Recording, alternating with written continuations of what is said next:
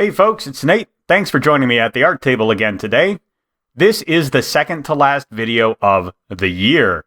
And while I do have something special planned for Christmas Day, I did want to start by giving everyone a heads up. This is the last general topics video that I am going to do for the year 2021. And I thought about ending it out with a bang, but what I was originally planning to do in that respect eventually became the Christmas Day video. I hope you will all turn in for that. It is something that is near and dear to my heart and something that is going to carry forward into 2022. Just a bit of a teaser here for that video, but I really want that video to be focused and on point, so I'm not including this message in that video. That is going to be a very straightforward and direct video, probably just 5 or 6 minutes introducing something I'm going to be talking about again through the entirety of next year. And instead, I am just going to do a general topics video for the last official video of the year. So let's talk about Lieutenant Columbo. If you are not familiar with the Lieutenant as portrayed by Peter Falk, he was the protagonist, in a sense, of a long-running detective series called Columbo. The general premise of each episode of Columbo is that the audience would watch the murderer perform his crime. And then, about 10 to 15 minutes into the episode, Columbo would appear, and he would begin to solve the crime. Actually, Columbo would generally solve the crime within 5, maybe 10 minutes of his first appearance. He would find some little contradiction or piece of evidence that made it possible for him to identify the killer, but not possible for him to prove it to the legal extent necessary to arrest someone. From that point, the entire show is a game between Columbo and the murderer, where they spar, they match wits, and eventually Columbo works out enough contradictions and inconsistencies, pieces of incidental evidence that he can prove who done it. And that's a very interesting formula. It worked very well and probably worked in no small part because Falk was such a charismatic actor, he just brought the character to life effortlessly. This is not really what interests me for the purposes of this video, though. What's really fascinating is the way inverting the standard movie mystery changes Columbo's character from a standard detective who is trying to draw inferences and work out details to an almost Machiavellian figure in the story. He is manipulating this criminal. He is hounding the criminal. He is constantly on the heels of this murderer, almost like the monster in a horror movie. It is fascinating.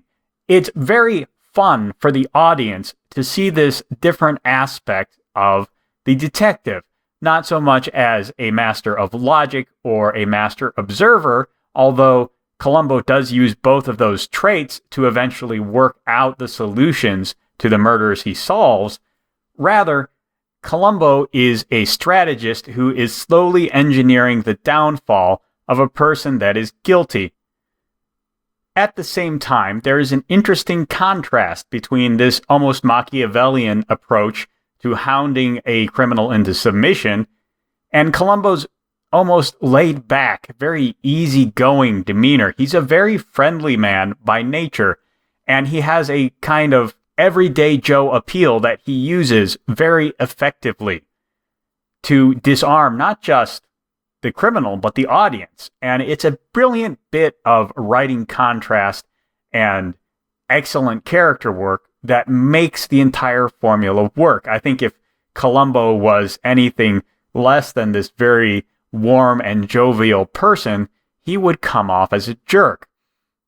But Columbo actually seems to like just about everybody he meets. We don't see him get angry very often, and he can take just about any setback he's dealt with a smile and a short laugh, or perhaps an offhanded story about a friend or a family member. And it softens this sense that Columbo is a schemer or a villain, and it makes him very human. Yet he is the antagonist in every episode of the show. And I think that we could do with more of this approach to storytelling, where we see very familiar character archetypes in different parts of the story. I myself am working on Fire and Gold, which is a story about a white hat gunslinger kind of a character who is the antagonist of the story as opposed to the protagonist. He is the one with the moral right of a situation, but he is also the one who's fighting against our viewpoint characters. This can also be done with romantic subplots. Perhaps the viewpoint character is the third wheel in a relationship, or an outsider who tries to break up an existing relationship and ultimately makes it stronger. A heist story could be told from the point of view of someone attempting to defend a valued artifact or a casino treasure vault or something like that. There's a lot of potential there that has not been, I think, well explored in modern storytelling. One of the upsides of genres is that it makes stories very easy to classify and discuss in a few words. One of the downsides of it, I think, is that we do become a bit more locked into the story structures that could really take on a new life if examined from a different point of view.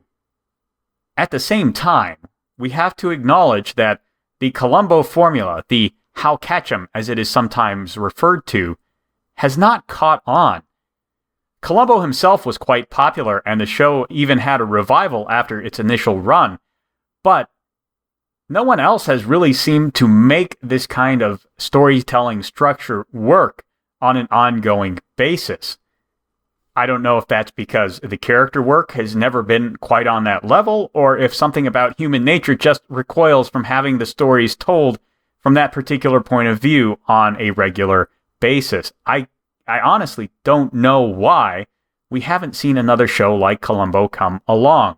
But as I have looked at the nuances of storytelling and the effect points of view have on the way stories unfold, their tone and their tenor, and the kind of characters who will populate them to make them interesting, I've come to believe more and more that we should be examining these kinds of well-structured stories from these fresh points of view, just so we can get a better understanding of what works and doesn't about them.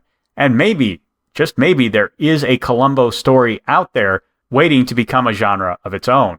It's really hard to tell, but I think it's something very interesting, and I hope it's something people will do more of in the future. Anyway, let me know what you thought of Columbo down in the comments below. Do you love him? Do you hate him? Do you just wish you could get your hair to look that good while being mussed up? Hey, we can't all be as cool as Peter Falk. Anyway, there's a like button and a subscribe button down there you can use as you see fit, and I will talk to you later.